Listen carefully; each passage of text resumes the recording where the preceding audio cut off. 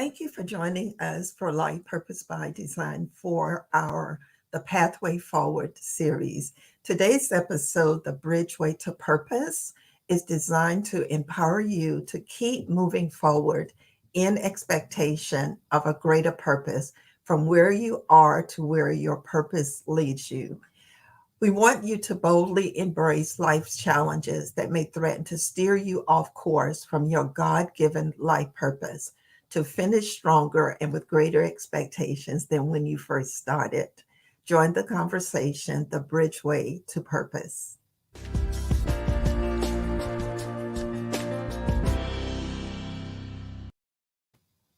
Life is an adventurous journey. It can be filled with low points, high points, lots of twists and turns, straightways and curves on our pathway to reach our destination, to a life that's empowered on and in purpose. Sometimes we're full of confidence and we're full of joy because everything seems to be aligned with the realization of our hopes and the realization of our dreams. And we think, what could possibly go wrong? You've overcome the tendency to put off for tomorrow what you could easily do today. In other words, procrastination of your future hope and greater expectation. You've overcome fear with confidence in knowing that you were created for something greater than to be stalled or to be hindered by feelings of inadequacy or feelings of you're not being enough, or all of the what ifs that may come with this journey called life. You know, life is great, and you can only imagine it becoming even greater at this moment. Everything is aligned with the stars, and you go, I'm on the top of my game. Nothing can bring me down. And then there are times when a lot of what you expected just didn't happen. You may feel overwhelmed by a sense of disappointment or a sense of failure. You may feel distracted and discouraged because yet again, you feel like crossing that finish line called life purpose, reaching that goal, realizing the dreams, your passion. It seems like everything is being derailed and you're totally off track. But the key to crossing over from where you find yourself today to where your life purpose is leading you, and in the expectation that the best is not only yet to come, but that you can look for the better moments in your current life, starts with my favorite four-letter word, and that word is hope. So, why is hope important? Hope is not this false sense of optimism that some people think that it's just, this good feel good word that we use. No, there's a biblical meaning of the word hope, which I think is the most important meaning of the word hope. It's the confident expectation of what God has promised and its strength in his faithfulness. So our hope from a biblical perspective is based on one, a promise from God, and also is grounded and rooted in his faithfulness and the strength of his faithfulness, because his faithfulness is strong and powerful and won't ever fail us. So one of the antonyms of hope is to be in despair, to distrust, abandonment.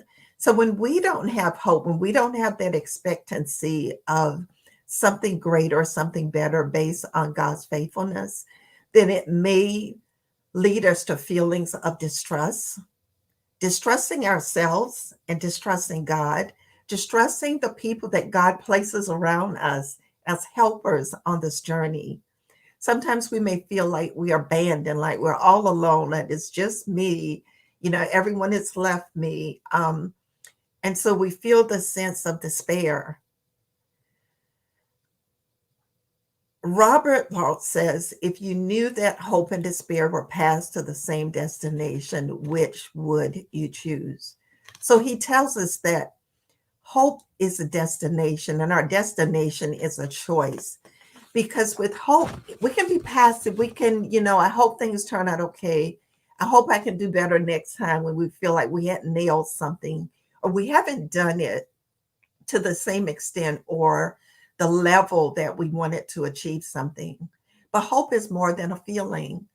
Hope is something that encourages us to never give up, that we don't have to give up, that we can move forward with hope. So we can choose to give up or we can decide to move forward in hope. And so when we are in expectancy and we're looking at that choice between hope and despair, there's a road that presents itself to us. And that road leads us to a better place when we're traveling it in hope versus in despair. So we're to be in expectancy of our hope. We're being expectancy of trusting God that there is something more and there's something better for us. So when we say hope is a choice, it is a choice. It's a choice to make the most of the present situation and circumstance, trusting God to make the future even more amazing. So the road that is built in hope is more pleasant to the traveler than the road that is built in despair, even though they both lead to the same destination. And that's why I say hope is a choice. Because think about it, if your destination may be set in stone, you know what your life purpose is, and you know that this is kind of where God, this is why God has created me, this is where God is leading me to. We can choose to travel that path in hope and expectancy in God's faithfulness, or we can choose to travel it in despair, in a lack of trust, and feeling that we've been abandoned by God. So I want us to just really realize that hope is the choice. And so we can trust God to make our future even more amazing than our present. And Hebrews tells us that in 3:20, it tells Ephesians 3:20 through 21 tells us that more than we can ask, think, or imagine. That's what God has not only hoped for us, but that's what He has promised us. So once we choose hope, gosh, anything is possible. Anything is possible.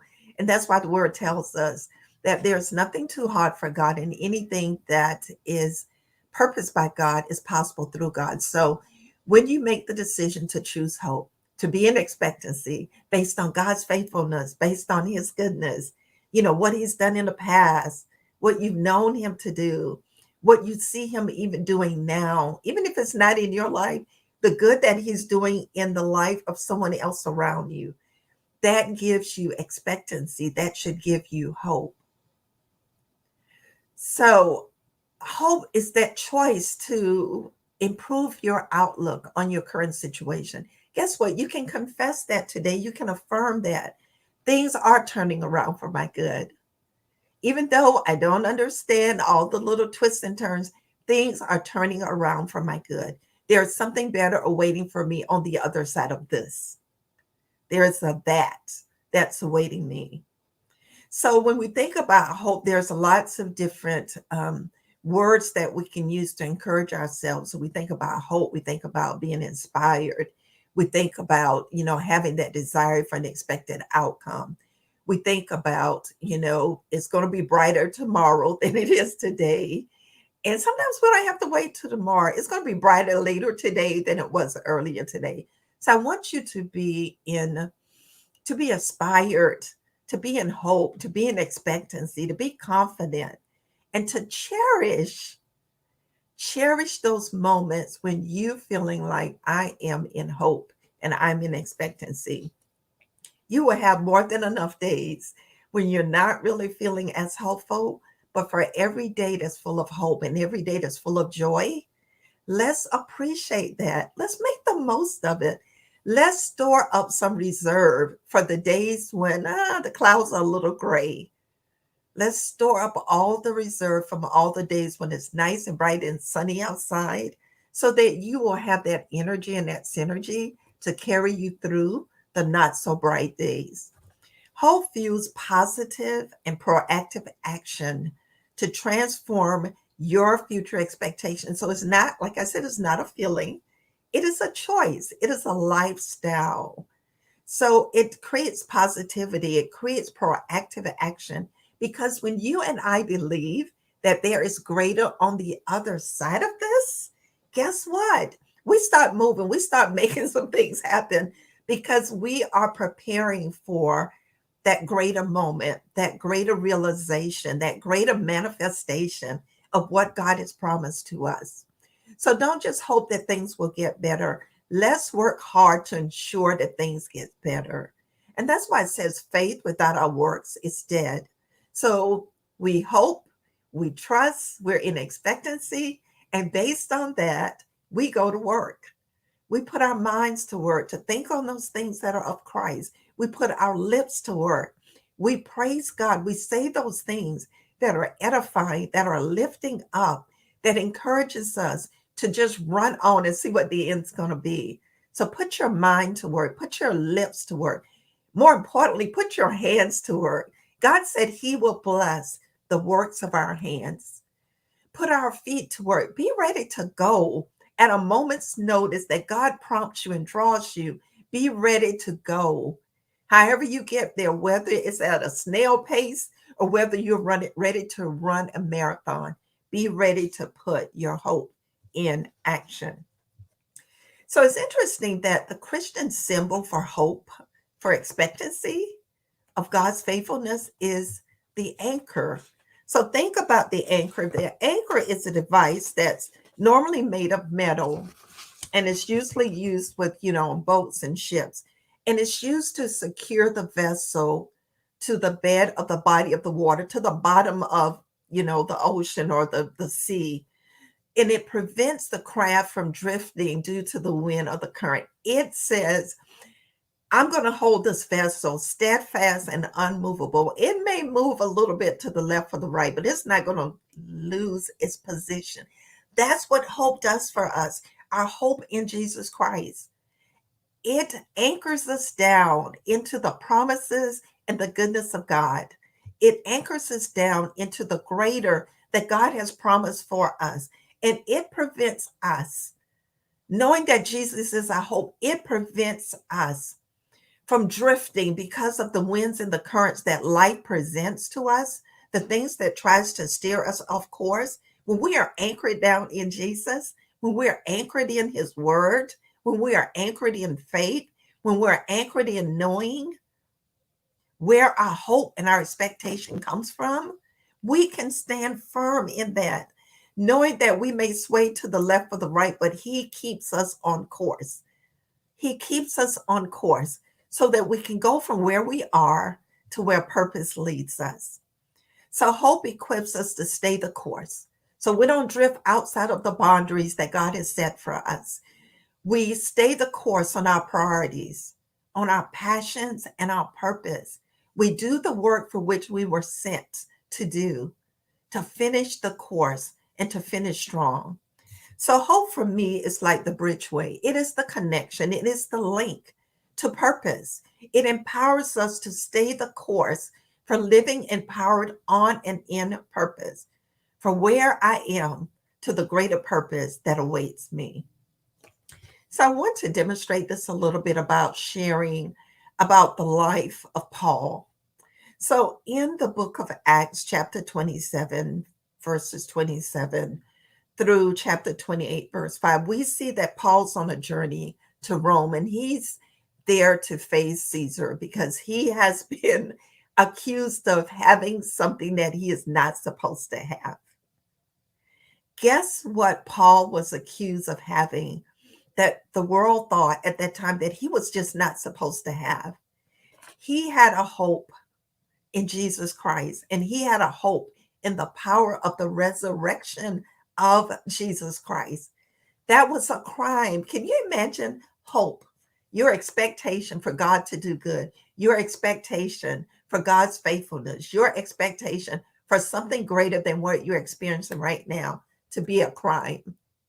So, in the background, Paul's defense of his conversion to Christianity while he was facing certain imprisonment, which means he was going to prison. So it wasn't iffy, the jury's still out. They just knew he was going to be in prison. So Paul, when he is standing before his accusers, this is what he says. And now I stand and I am judged for the hope of a promise that is made by God to our fathers. So Paul is saying, while I'm standing here and I'm being accused and I'm being judged, but what I'm being judged for is the hope of the promise that was made by God to our fathers. And he says to this promise, our 12 tribes are earnestly serving God night and day, hope to attain. So Paul's like, okay, I'm guilty of hope. Go ahead and just judge me, sentence me. But this hope that Paul had, he was okay with the world not understanding it and the world trying to imprison it. You do know that you cannot imprison hope. When you are full of expectations, there's nothing in the world that can really imprison your expectation unless you make a choice to choose despair, to choose distrust. You can set up your own prison, but I don't think that's what you really want to do. I think you want to choose the path and the bridgeway of hope to realizing the purpose for which God has created you. So Paul's journey at sea was his bridgeway to purpose. So he's been sentenced because of his hope in Jesus Christ and his hope that, Jesus will be resurrected and we will all experience, the salvation and the power of his resurrection. So Paul's bridgeway to purpose, it wasn't a cruise liner. No, it was a series of starts and stops with a lot of difficulties along the way. And that's a parallel to our lives. We were not created to be on cruise ships. Sometimes we're going to be on these little vessels that seem like they're going to collapse. Other times we're going to be on, the yachts and the cruises. But in life, there are different vessels that we have to travel through, different situations, different circumstances that we encounter. And so as we have all these starts and stops, just like Paul's, we've got to learn to stay focused, to engage in the purpose for which we are on the journey in the first place. So some key phrases to this bridge way to purpose that is found in this story of Paul. One of the key phrases says, when it was decided that we should sail. So that was a decision. There was a choice that was made that we are going to sail because we got Paul, we got some prisoners, and we are taking them to their final destination. If someone can be that determined to begin and end a journey as a way of trying to imprison someone because of hope, don't you think that we can be just as determined to make a decision that we're going to sail, that we're going to go forward, that we're going to move forward in hope to wherever our purpose leads us? Another key phase was when we put out to sea. So they made a decision they were going to go and they took action.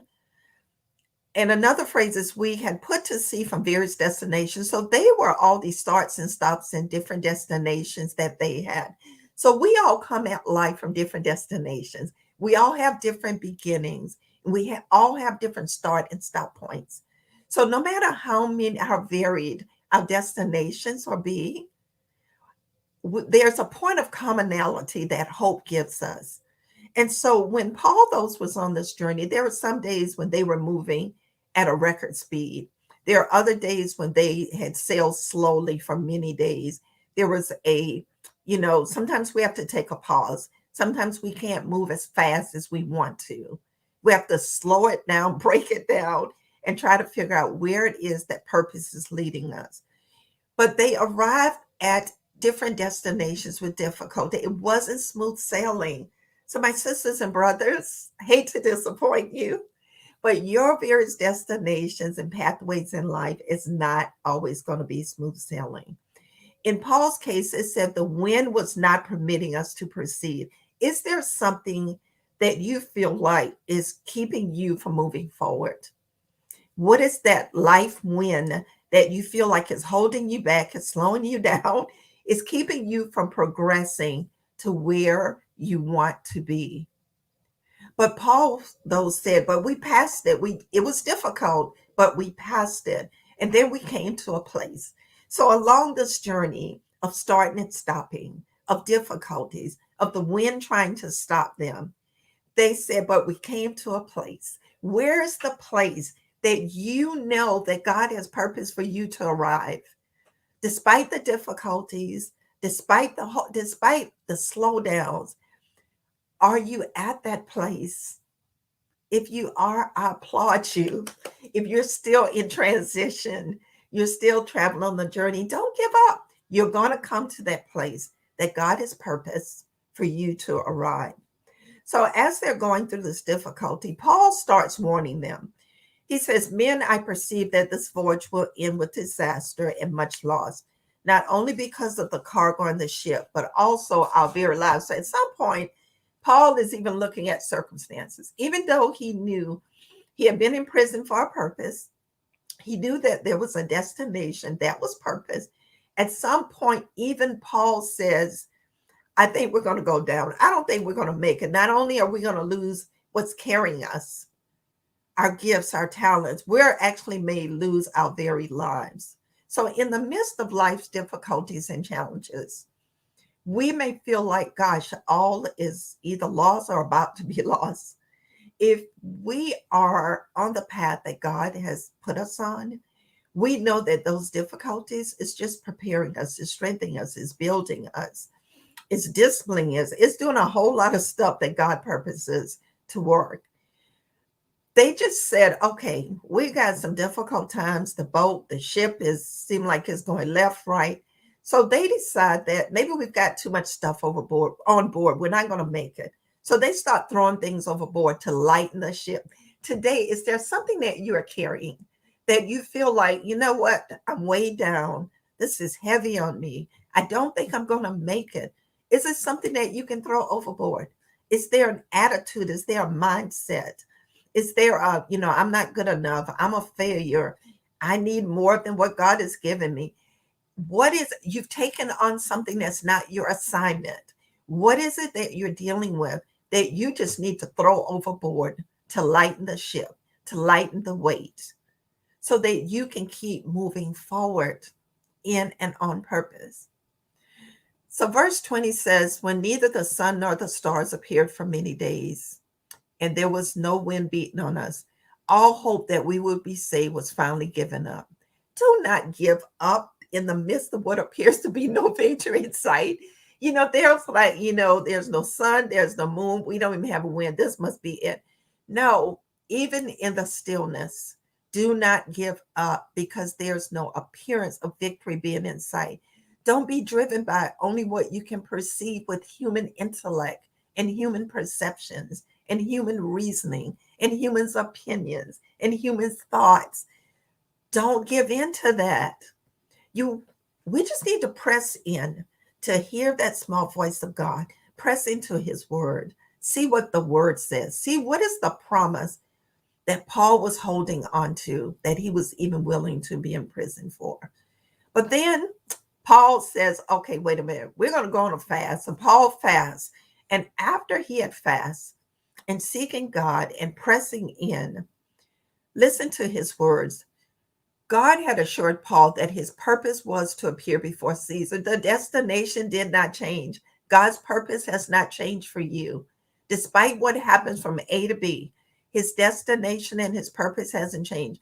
The pathway to get there may vary, but God had already assured Paul that his purpose was to get to Caesar. So even in Paul's momentarily moment of declaring words of negativity, and we all do that sometimes, at some point, Paul went to a higher source and rerouted his thoughts back to his original purpose. Some of the men had attempted to jump overboard prematurely. They done took stuff off the ship that's not working. Some of them said, okay, we're getting closer to some land.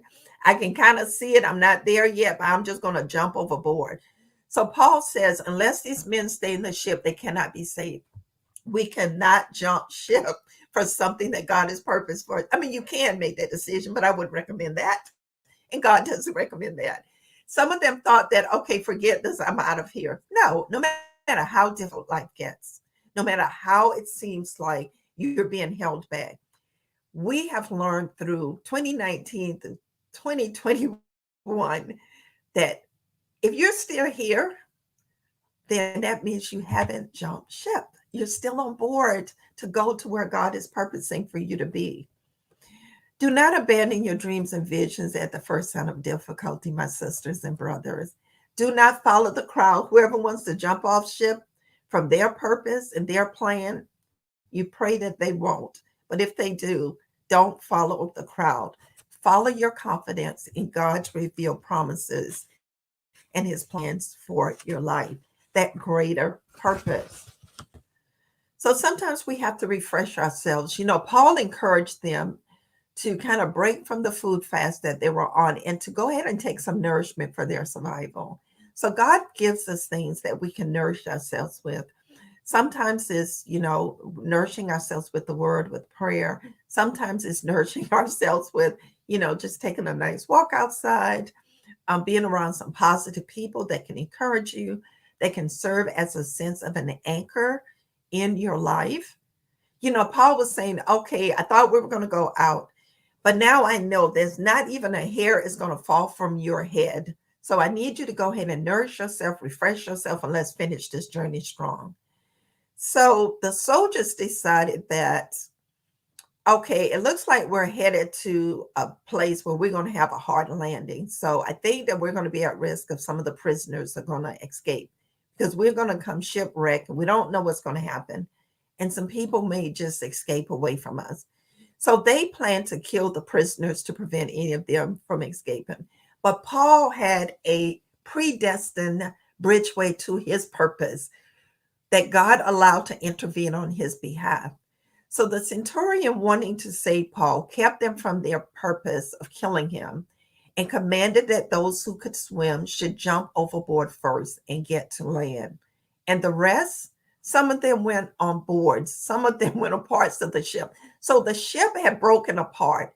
So there are pieces of the ship that's in the water. Guess what? Everybody found something that they could use, whether it was a piece of board, different parts of the ship. They got on board and they went to their destination. Sometimes how you think you're going to get to where you're going, that's not the path that God has chosen.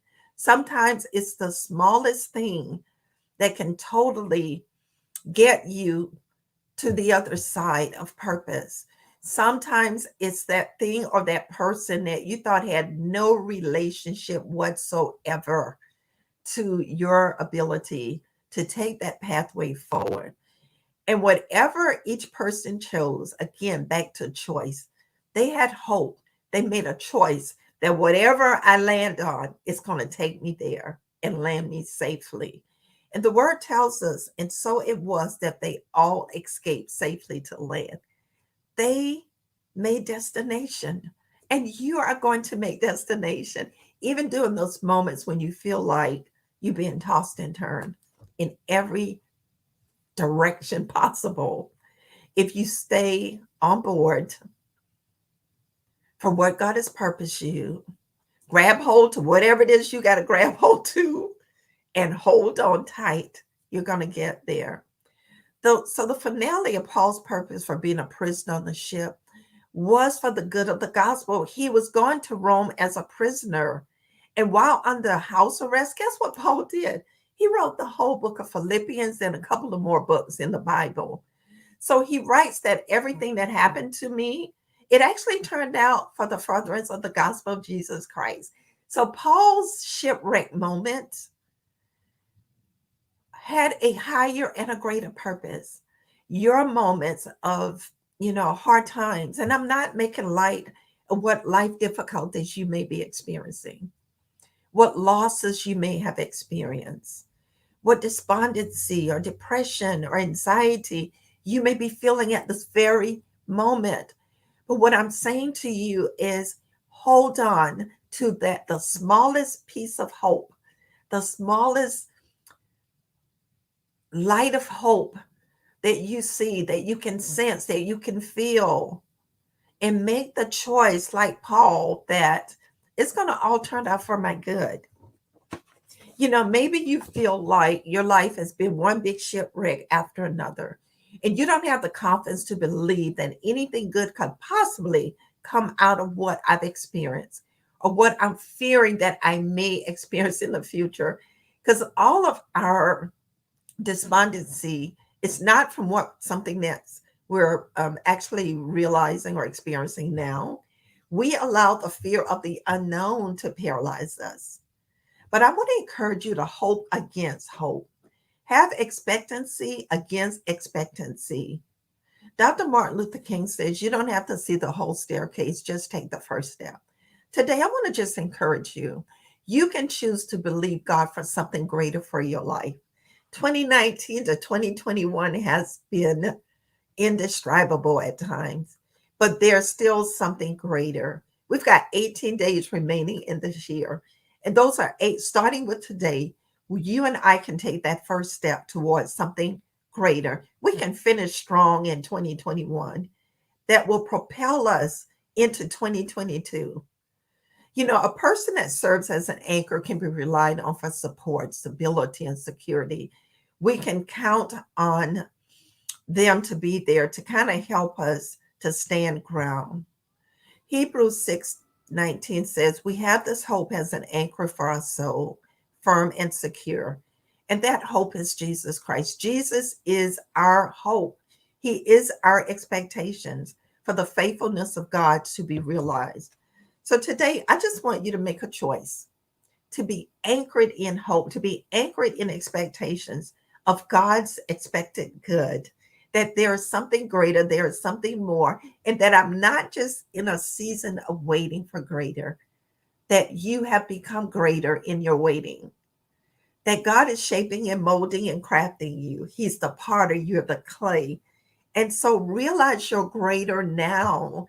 You're greater than you were yesterday. You're greater than you were an hour ago.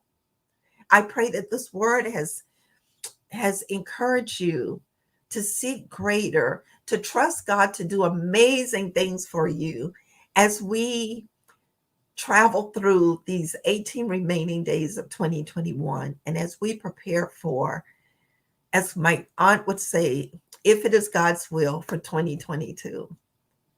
I want you to be empowered in and on purpose to expect the greater, to expect more than anything that you can ask, think, or imagine.